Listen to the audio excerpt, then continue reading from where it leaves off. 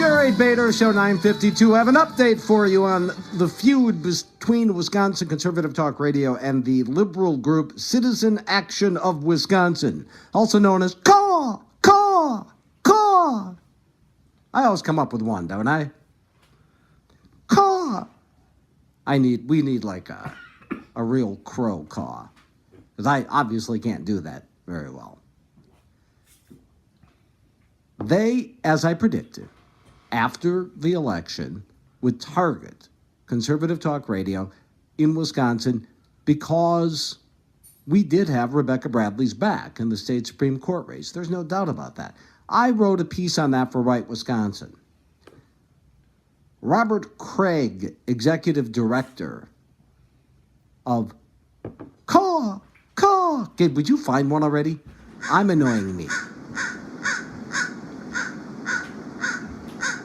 Not bad. Not bad. That could be the bed. That could be the bed for the CAW update. Citizen Action of Wisconsin. Citizen Action of Wisconsin recently launched Radioactive, a new campaign to break the right-wing radio monopoly. In response to a Citizen Action email to members earlier this week, right-wing talk show host Jerry Bader penned a blog on Right Wisconsin, which contains a very important admission. And then I get a lot of love here, Earl. I get a lot of love.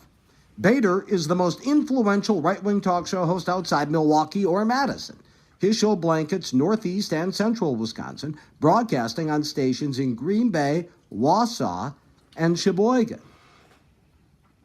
Yeah. With the picture they used of me, there is so much to love. They used a picture of me from 75 pounds ago. I wrote a blog at jerrybadershow.com called Cause Big Fat Distortion. That what they claim in this piece is as phony as the picture of me from 75 pounds ago. I mean, it's me, but it ain't me, if you know what I mean. Bader quotes a line from the Citizen Action email. Without the right-wing radio monopoly, there would be no Scott Walker or Rebecca Bradley. He then makes a startling admission. It is true. Without Conservative Talk Radio, Governor Scott Walker likely doesn't survive his recall, and Justice Rebecca Bradley would have lost her election last week. So there you have it. A talk show host who broadcasts an ideological monologue each weekday morning on the public airwaves. He has never heard my show, I guarantee it. Is bragging that he and his fellow right-wing talkers have the power to decide both who makes the laws and who interprets them. What an idiot. What an absolute idiot. No, the voters decide that. Informed voters. Voters who get both sides of the story, which they don't, from mainstream media. Yeah, I'm sure he sounded just that way had he been speaking it. No, what we do is allow people to know the facts, not the one-sided reporting that people get from the mainstream media. We might be inclined to write this off as nothing more than hot air from a bloviating radio personality if we had not all lived through the rise of Scott Walker. The presidential primaries also provided fresh evidence of the outsized influence, he uses my own phrase, of right-wing talk radio in Wisconsin. As the New York Times documented in a lengthy article last week, they did the dirty work of the GOP establishment by helping take down Donald Trump in the Wisconsin primary. Wow. As a progressive who shares John Stuart Mill's belief that the best ideas will win out in the long run if the public is exposed to all sides of an argument, I have no objection to the existence of right-wing radio. Liar. Absolute lie. However, it is deeply corrosive for democracy when one side has a near monopoly and is able to distort elections by using the public airwaves to spew millions of dollars of free electoral communications.